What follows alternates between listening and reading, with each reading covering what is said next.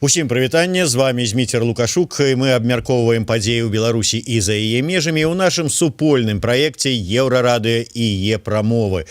Абмяркоўваць сёння будзем з'яўленне платформы для медычных кансультацый онлайн з IT-адмыслоўцам, IT-хулиганам Павлом Либером. Добрый день, Павел. Добрый день. Я, кстати, все еще вижу развертку, поэтому я надеюсь, у вас все хорошо. Я таксама спадзяюся, што ў нас усё добра, не ведаю, чаму так. Зараз я праверу, што ў нас там у эфіры, але, здаецца, ўсё нармальна. Я думаю, што вы по голосе мяне пазнаеце, калі што там далі. Да. Павел, давайте ўсё ж таки больш... Да, па-першае, вы не пакрыўдзіліся, што я вас IT-хулиганом назваў? Да нет, конечно, мне кажется, в наше время это комплимент. Ну да, сапраўды, тому что мы добра памятаем, з чаго хулиганства Павла пачалося. Дарэчы, про самы-самы далёкі пачатак вы расказалі Сергею Будкіну у сваім інтэрв'ю, але вот калі браць сучаснасць, то гэта платформа «Голас». Ну вот, а цяпер платформа Е-здароўе. Раскажыце больш падрабязна, што откуль з'явілася идея на створение такой платформы? Идея на самом деле появилась достаточно давно, еще, мне кажется, даже перед Новым годом. По сути, так получилось, что мы общались с одним из врачей, который находится за границей, который белорус. И это как раз вот мой партнер в создании этой платформы, мы создавали ее вместе, и вот появилась идея сделать какую-то систему телемедицины, которая, с одной стороны, поможет белорусам не посещать лишний раз медицинские учреждения для того, чтобы задать какой-то простой вопрос, потому что мы понимаем, что это сегодня во время коронавируса связано с дополнительным риском. А с другой стороны, в принципе, на уровне страны воспитать привычку, что иногда через интернет какие-то простые вопросы можно решить намного быстрее и эффективнее, чем когда ты куда-то идешь. И, понятно, дополнительно мы очень хотели поддержать врачей, которые сегодня, кто-то выехал за границу, кто-то находится в Беларуси, но там пострадал из-за своих политических убеждений. И таким образом мы хотели сделать... Таким образом, мы хотели сделать систему альтернативную современному нашему, современной нашей медицинской области, и дать понять врачам в том числе, что их талант, он может быть востребован не только в белорусских медицинских учреждениях. Таким чынам, от все ж таки я чытаў на самой платформе ось гэтай Е-здароўе, што найперш усё ж таки мэта стварэння гэтай платформы гэта дапамагчы менавіта дактарам, тым, хто пацярпеў ад рэпрэсіі, быў звольнены з працай, тых, хто пасля нейкага пераследу з'ехаў за мяжу і пакуль што на новым месцы, не ўсё ж адразу атрымліваецца, не можа распачаць нейкую медычную практыку, тым, каму там не працягваюць кантракты. І вот вы з адным са сваім знаёмым сябрам доктарам пагаварылі, неяк так маніторылі, наколькі ўсё ж таки шырокая, вялікая патрэба ў гэтым з боку менавіта дактароў. Со стороны врачей востребованность достаточно большая, потому что, во-первых, большое количество врачей пострадало. То есть оценки очень разные, они варьируются от нескольких тысяч до 4-5 тысяч по разным оценкам. Да? При этом очень интересно, что врачам, многим, которые к нам пришли, им в том числе было очень интересно попробовать вот этот новый для себя формат и какую-то альтернативу существующим процессам, происходящим в стране. Потому что в стране у нас же сейчас врачам говорят, что молчите, иначе мы вас уволим, а если мы вас уволим, то вы уже нигде на работу не устроитесь. И таким образом, по сути, мы очень хотели, чтобы было какое-то альтернативное место, куда врачи могут прийти и там в кавычках устроиться. В кавычках, потому что сегодня платформа работает исключительно на взаимопомощи, то есть у нас нет никаких прямых выплат врачам или какой-то там таксы за оказанные услуги и прочее. Но врачи проявили достаточно большой интерес, и сейчас к нам присоединяется огромное количество врачей, потому что выход платформы, я считаю, очень успешным был, и мы даже не были готовы к такому ажиотажу, потому что нас буквально завалили запросами пациенты, и пришло очень много врачей, и многие врачи вот прямо писали: я там врач белорус за границей, мне не нужны никакие там платежи, но я там готов там на вашей платформе помогать белорусам, потому что если кто-то будет за это там донатить фонд медицинской солидарности, который поддерживает врачей, то это вот для меня уже достаточно. Атрымліваецца такім чынам, што нават тыя людзі, тыя дактары, якія беларусы, а можа і не толькі беларусы, якія маюць практыку дзесьці за мяжой, яны вырашылі ну так вот дапамагчы беларусам сваімі ведамі, сваёй адукацыяй. Да, совершенно верно. И это очень здорово, потому что это говорит про вот эту взаимоподдержку, которая там, по сути, сегодня не знает границ. То есть многие врачи пришли и сказали: я вот просто хочу помочь, вот мне ничего не надо. Слухайте, Павел, але ўсё ж таки вот я вярнуся да асноўнай мэты, вот, ну, по крайней меры, задэклараванай на сайце Е-здароўе, дапамагчы дактарам, якія пацярпелі ад рэпрэсій, ну і ці не маюць працу. Вось вы сказали про тое, что ну, нема нейкай таксы, то есть нема там не прописано, что я хочу атрымаць кансультацыю тэрапеўта, я павінен там заплатіць, некуды пералічыць умоўныя там 5 рублёў, да прыкладу.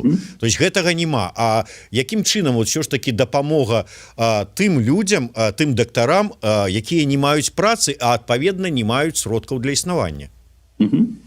Сегодня есть организация, которая называется Белорусский фонд медицинской солидарности, которая как раз-таки помогает врачам, пострадавшим от репрессий. И история технологической платформы и история помощи врачам через этот фонд — это там две немножко параллельные истории сегодня, которые просто органично сосуществуют вместе. Ну, то есть это такой симбиоз, когда врачи, работая на платформе, помогают белорусам, белорусы в качестве благодарности жертвуют деньги в фонд медицинской солидарности. Фонд медицинской солидарности как раз-таки поддерживает врачей, пострадавших от режима. Причем я думаю, что в будущем, и, наверное, не очень далеком будущем, я думаю, про горизонт где-то в полгода, мы все-таки постараемся прийти в модель, когда врачи смогут полноценно зарабатывать деньги напрямую через эту платформу, потому что тогда мы действительно создадим некий там альтернативный Минздрав. Вот про гэта мы крыху пазней. Давайте вы як распрацоўшчык чисто такія тэхнічныя. Вот я адкрыў адмыслова ў сябе на планшете старонку, у інтэрнэце яна называется okdoc.me, але патлумачце ўсё ж таки, як ёй карыстацца. Конечно. То есть вы можете нажать на вход для пациента, если вы первый раз пришли на платформу. Это самая большая синяя кнопка на вашем экране. И дальше вы можете выбрать пути, через которые вы можете там создать себе аккаунт. Один из способов — это вы просто вводите там логин и пароль. Второй способ — вы можете сгенерировать там логин и пароль, если вы не хотите свой пароль хоть где-то оставлять. Важно понимать, что пациент в этой платформе абсолютно анонимен. То есть вы не оставляете телефон, вы не оставляете имейл для какой-то обратной связи. То есть мы ничего не знаем о наших пациентах. То есть анонимность — это очень важная штука на этой платформе. И более того, в самой системе у нас для пациента анонимны и врачи. То есть, чтобы попасть в систему, врач проходит верификацию. То есть он показывает свои там документы, он показывает свой диплом, он показывает рекомендации, как бы, ну, предоставляет рекомендации. Но когда пациент общается с врачом, они ничего друг о друге не знают, и это было сделано специально для анонимности и безопасности участников. Ну, потому что мы думаем, что реакция на такой вот альтернативный Минздрав и способ показать врачам, что своим талантом они могут зарабатывать достаточно много денег, она может быть очень разной, эта реакция. Поэтому мы сегодня работаем в режиме там анонимности врачей и пациентов. При этом пациент на платформе может привязать чат-бота, через который он будет получать уведомление о том, что ему ответил врач, или уведомление о том, что какой-то статус его записи изменился, и через чат-бот он сможет там восстановить пароль или изменить пароль, если он его забыл. То есть вот такая у нас механика для безопасности всего этого процесса. В будущем, конечно, я думаю, что если нам не придется уже работать в условиях, когда нам нужно прятать наших врачей от режима, тогда, конечно же, это все будет через более стандартные способы с восстановлением на e-mail, телефон и прочее. Павел, я разумею, что выбачаюся, я разумею, што вы не доктар, але ўсё ж таки я вот крыху глядзеў як вот блізка такімі сродкамі там праз інтэрнэт там ці праз якую-нибудь такую аддаленую сувязь кансультуюцца на захадзе там пацыент і доктар, і адпаведна там можна, конечно, ананімна там прыйсці, невядома хто невядома хто там доктар, як яго імя і прозвішча, але там сказаць, вот у мяне там у правым баку баліць, ці там у мяне нейкая сып на руцэ, трэба як на захадзе працуе, там выслаць хаця б нейкую там рэнтген, ці выслаць фота, ці выслаць нейкую там выпіску з медычнай карткі сваёй, ці яшчэ што-небудзь. А тут любое такое дзеянне гэта крок на шляху да там раскрыцця сябе. Я разумею, што можа быць там кому-то і не асабліва там баіцца раскрываць, але калі мы гаворым пра ананімнасць, як у такой сітуацыі выкручвацца? Да, давайте поясню. Во-первых, я сразу скажу, что сейчас очень интересная тенденция. В странах, где по-настоящему серьезно относятся там, к проблеме коронавируса и посещения медучреждений, они вообще сделали обязательный предварительный созвон с врачом, когда ты созваниваешься, присылаешь ему какие-то фотографии, врач на них смотрит и уже решает, нужно тебе приходить на очный визит или нет. И у нас в платформе предусмотрена возможность загрузки документов, фотографий и прочего, и мы просто просим людей закрыть личные данные, потому что если вы присылаете анализ крови, вам достаточно закрыть просто свое имя, фамилию, и врач посмотрит на этот анализ и сможет вам там детально рассказать, вам стоит волноваться, не стоит, стоит ли досдать еще что или еще что-нибудь в таком духе. Поэтому мы честно просим пациентов, чтобы они, если они действительно волнуются, убирали свою персональную информацию, потому что так это ничем не отличается от того, что вы настоящему врачу показали настоящий анализ, он вам дал настоящую консультацию. Поэтому вот это все предусмотрено на платформе. И более того, я могу сказать, что вот эта анонимность, она как-то обернулась в нескольких отзывах интересной штукой, которую мы не планировали. Нам написали сразу несколько жителей небольших совсем населенных пунктов, и сказали, слушайте, это так здорово, у нас тут на маленький населенный пункт один врач, она там всех знает, все ее знают, все знают, кто чем болеет в нашем населенном пункте, потому что у нас он очень маленький, И тут, наконец-то, я могу анонимно с кем-то пообщаться и не волноваться, что завтра там весь мой населенный пункт будет знать, чем я болею. Поэтому, на самом деле, вот эта анонимность, она даже сыграла в плюс в каких-то моментах. Да, сапраўды, гэта такая хвароба невялікіх населеных пунктах вёсак і, а можа і не толькі іх, калі вот так па сакрэце ў саму свету, як кажуць, і паступова стануць вядома. І добра, калі гэта якая-небудзь так хвароба, хай сур'ёзная, можа быць там что-нибудь такое цікавае с маральным жыццём звязанае.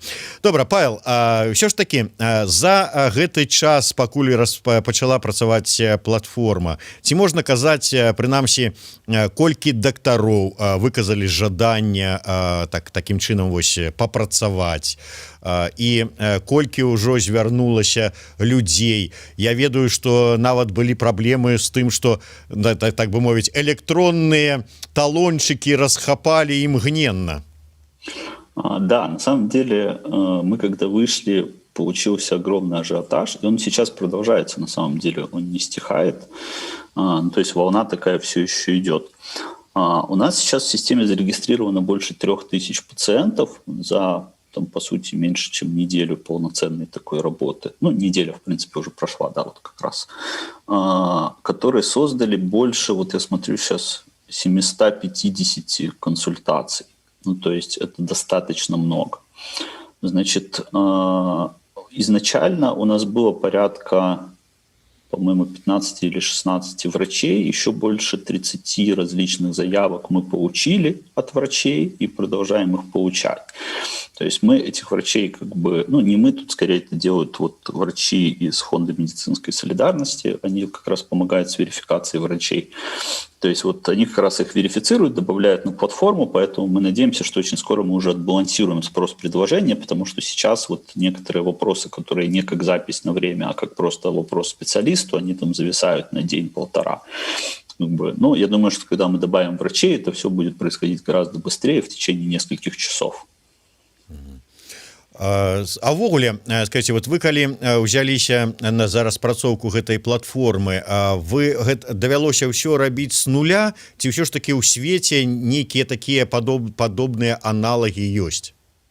Нет, конечно же, мы смотрели на аналоги. Я, например, сам достаточно активно пользуюсь, если мне срочно нужна консультация, Яндекс.Health. То есть это, по сути, приложение, через которое можно поговорить с врачом. Но там в основном российские врачи, поэтому мне всегда хотелось, чтобы у нас было что-то такое, где могли бы работать и белорусские врачи. По сути, мы такую штуку и создаем. Пускай сейчас не в формате звонков, а в формате чатов, но врач, кстати, может сделать из любого чата звонок, мы это оставляем на усмотрение врача. Поэтому мы, конечно же, смотрели на мировые практики, поскольку сейчас телемедицина очень активно внедряется везде. И даже страны, которые долго ее отрицали, и врачи, которые долго отрицали, что можно получать какие-то консультации удаленно, они сейчас очень резко изменили свое мнение во время, конечно, коронавирусной эпидемии. Но сейчас огромное количество стран переходит в такой формат работы. Он не может заменить, конечно же, личного осмотра или рентгена или анализов и так далее, но есть большое количество вопросов, которые таким образом можно решить, не посещая медицинского учреждения. Это экономит время и, конечно же, это делает весь этот процесс безопаснее. Павел, калі мы з вами дамаўляліся на гэтую размову, я попрасіў вас, што можа быць, было б добра, калі б да нашай размовы далучыўся хтосьці з дактароў, які праводзяць кансультацыю, і вы сказалі, пакуль што усе яны хочуць захаваць ананімнасць. Слухайте, гэта ж не пратэстны чат, Телеграм-канал, гэта не голас, не праект перамога ці яшчэ што-небудзь. Звычайная медычная кансультацыя. У чым небяспеку бачуць дактары? Да, я могу пояснить. Поскольку сейчас уже очень сложно понять, что в современной Беларуси может стать поводом для твоего задержания, а что нет, и лучше иногда перестраховаться.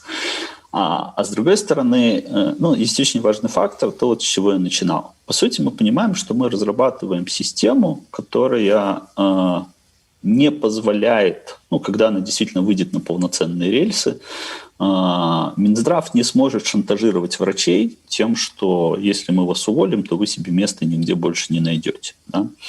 То есть, и по сути врачи это тоже очень хорошо понимают. И несмотря на то, что сейчас к нам приходят врачи, которые просто хотят помогать белорусам, мы понимаем, что в будущем это может стать системой, где если врача уволили из белорусской системы, то он может пойти и нормально продолжить зарабатывать себе на жизнь в формате таких удаленных консультаций. И все понимают, что, скорее всего, белорусскому государству это не очень нравится и не очень будет нравиться.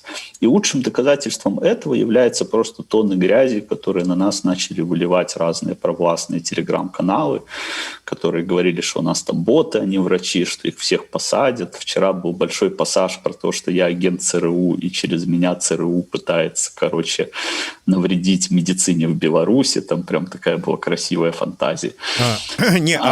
Вы праз сваю эту платформу не хочаце, не плануеце заразіць усіх беларусаў якім-нибудь новым вирусом? Да, я думаю, что это просто, я думаю, дело нескольких дней, чтобы такое предположение тоже появилось.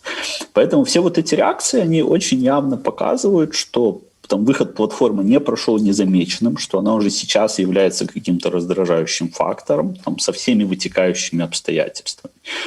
При этом я говорил, что у меня есть как раз партнер в этой платформе с медицинской стороны, и он в ближайшее время планирует тоже выйти в публичное пространство и более подробно рассказать про это уже именно с точки зрения медиков, потому что понятно, что я могу говорить как технолог, но я не могу говорить здесь с точки зрения врачей.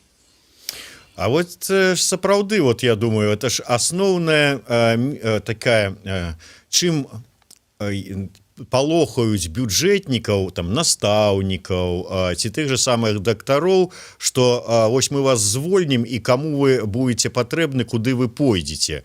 А тут атрымліваецца, я заўсёды казаў, што вон паглядзіце, як студэнты там ці маладыя настаўнікі ходзяць і дапамагаюць праводзіць нейкія такія дадатковыя заняткі і зарабляюць нармальна. Так зараз вось і дактарам сапраўды гэтым уже не запалохаеш, кажуць, ты мяне звольніш, а я вон пайду на е-здароўе і буду там таксама выконваць сваю працу, ні ад каго не залежыць. И наоборот, точно так же на базе вот платформы Е-здоровье мы совершенно же спокойно можем в будущем сделать решения для учителей, которые могут пойти официально там оформить себе репетиторство и совершенно спокойно онлайн оказывать услуги как бы без каких-то угроз там в школах и так далее и тому подобное. Ну, сапраўды, адзінае, што калі, можа быць, рэпетытарства і можна аформіць і стаць такім індывідуальным прадпрымальнікам, то як это будзе ў выпадку з дактарамі выглядаць? Ці лёгка нейкую такую ці не прыцягнуць потым цябе за незаконнае прадпрымальніцтва? Ну, на самом деле это зависит от типа услуг, потому что мы, например, на платформе там очень явно постарались прописать, что, по сути, это является там мнением частного лица, а не официальной медицинской консультации, выданной вам там в медицинском учреждении. И что это мнение не заменяет необходимость там прийти и сдать настоящие анализы там, или получить больничный или еще что-то, потому что этого мы, естественно, в онлайне сделать не можем. Кстати, очень интересно, что Яндекс.Хелс, например, они делают точно так же. То есть они, поскольку в России не предусмотрена телемедицина как таковая, насколько я знаю, то есть они точно так же это позиционируют там как частные консультации, не являющиеся медицинским заключением. Но когда там тебе срочно нужно там успокоиться, ответить на какой-то вопрос, или там с ребенком что-то нужно у педиатра что-то спросить, то подобный формат, он очень удобен и очень быстр. Лана піша, цудоўную платформу зрабілі, малайцы, абавязкова буду там рэгістравацца, і дадае, чакаю такую ж для настаўнікаў. Дарэчы, на сёння якія дактары, да якіх дактароў па кансультацыю ўжо сёння можна звярнуцца? Ой, на самом деле уже количество достаточно большое и постоянно увеличивается. То есть самыми популярными, конечно же, являются терапевт и педиатр. То есть они выдерживают основной натиск от наших пациентов. Но на самом деле есть гастроэнтерологи, есть кардиологи, есть ортопеды, есть, в принципе, врачи, которые конкретно консультируют там, по коронавирусу, например, там прям так можно отдельно записаться. Есть даже сестринский уход, который консультирует по там, различным пролежням, уходам за больными. Есть анестезиолог, который, например, может консультировать по различным видам наркоза или по эпидуральной анестезии для женщин. Я просто чувствую, что еще где-то полгода работы на этой платформе, и мне можно будет идти за медицинским дипломом. Ну, прынамсі, кансультаваць і даваць рэкамендацыі праз платформу. Ну, да. Будзе у вас яшчэ дадатковы прыбытак. Станеце мільянерам. Дарэчы, ці так, што ў нас яшчэ пішуць? Ну, увогуле, наколькі вы ўжо сказалі, што, безумоўна, гэтая платформа не заменіць там неабходнасць пайти здаць аналізы там крыві там ці іншыя аналізы, узяць бальнічны і гэтак далей. Але тым не менш, ці не падаецца вам, што вот вы зараз фактычна распрацоўваеце такую платформу, праз якую у будучым, ну, в прынцыпе, па якой і павінна была ўжо, можа быць, даўным-даўно пачаць працаваць наша медыцына ў IT-краіне? Да, безусловно. Ну, на самом же деле все продукты, которые мы делаем заделом на будущее. То есть голос — это там будущий прототип цифрового голосования. Там каждый день, который мы делали как летопись всего, что происходило, это будущий учебник истории. Там Digital Solidarity — это потенциально будущая финансовая экосистема. И во все это отлично вписывается сейчас вот этот проект телемедицины. Это действительно потенциально будущая телемедицина, которая бы могла существовать. Самое интересное, что в Беларуси как раз когда-то принимался закон о телемедицине, не так давно, но ничего на практике практически не было реализовано, кроме там, ну, как мне рассказали врачи, как бы он был реализован в виде возможности из одной поликлиники позвонить в другую по Zoom, и на этом все закончилось. Ну да, сапраўды памятаю такую сітуацыю, але для того, каб вот сапраўды у межах краіны пачала працаваць платформа такого вот кшталту, такая вот телемедицина, дастаткова вашай платформы ці трэба будзе нечто такое больше грандиозное распрацоўваць? Нет, на самом деле, безусловно, эту систему нужно расширять, поскольку подобные платформы состоят из множества там действительно больших сложных компонентов. Это там универсальная медицинская карта, это нормально работающая система электронного рецепта, которая у нас по-прежнему еще там не везде нормально работает. Ну, то есть, как бы это целая экосистема продуктов, в которой как бы вот элемент консультации между там пациентом и врачом, он является всего лишь одним из элементов. Но как прототип такой вот будущей системы, которую можно заложить уже сейчас, это там действительно подходящая и правильная платформа. Здесь же еще очень важный момент, то что основные вызовы перед такими платформами, они не всегда технологические, потому что технология, она как раз достаточно хорошо известна и обкатана уже по всему миру. Основные вызовы здесь — это именно привычка людей, чтобы они осознали, что по каким-то небольшим вопросам проще там, связаться с врачом через интернет, чем идти и стоять в очереди в поликлинику. Дарэчы, сапраўды вот на ваш погляд ўсё ж таки як айцішніка, наколькі беларусы, глыбінны беларускі народ готовы вот все вот этыя ну тыя людзі, якія прыходзіш у паліклініку, і там звычайна вот чарга вот з тых, каму абавязкова трэба, мне толькі спытаць і гэтак далей, вот яны пойдуць і пачнуць карыстацца по такой платформой. Я думаю, что на первом этапе их не будет очень много, потому что, как я уже сказал, это вопрос воспитывания привычки. Но для того, чтобы какая-то привычка подобная начала формироваться, нужно, чтобы люди понимали, какие плюсы они получают, и хотя бы раз там их на себе ощутили. Потому что человек, который по-быстрому задаст вопрос врачу, получит ответ и останется довольным, он в следующий раз уже не пойдет в поликлинику, чтобы потерять там 2 часа. Он в следующий раз тоже пойдет и спросит что-то у врача. Поэтому проникновение подобных систем, как бы оно всегда требует времени, и это время именно на формирование какой-то привычки и привязанности. То есть я думаю, что когда мы говорим про какую-то там активную аудиторию, которая потенциально может стать пользователями этой платформы, мы говорим там про десятки, ну, на горизонте там может быть года 200 там, тысяч человек, но точно не миллионы, тут нужно быть реалистом, конечно. Ну, просто сапраўды трэба давесці, таму што, ведаеце, сказаўшы пра згубіць гадзіну-дзве ў паліклініцы, каб лёгкае пытанне задаць, гэта вы, канешне, прадэманстравалі тое, што даўно, відаць, не былі ў беларускіх паліклініках. Як бывае, пойдзеш вон з невялікай праблемай, паўдня як пратусуешся ў калідорах, тады дакладна паімчыш скарэй праз вот эту вот вашу платформу, кансультацыю атрымліваць нейкую дапамогу. Дзякуй вялікі, Павел. На гэтым вот усё, хаця я думаю, што мы яшчэ вернемся праз пэўны час да гэтай абмеркавання працы вашай платформы.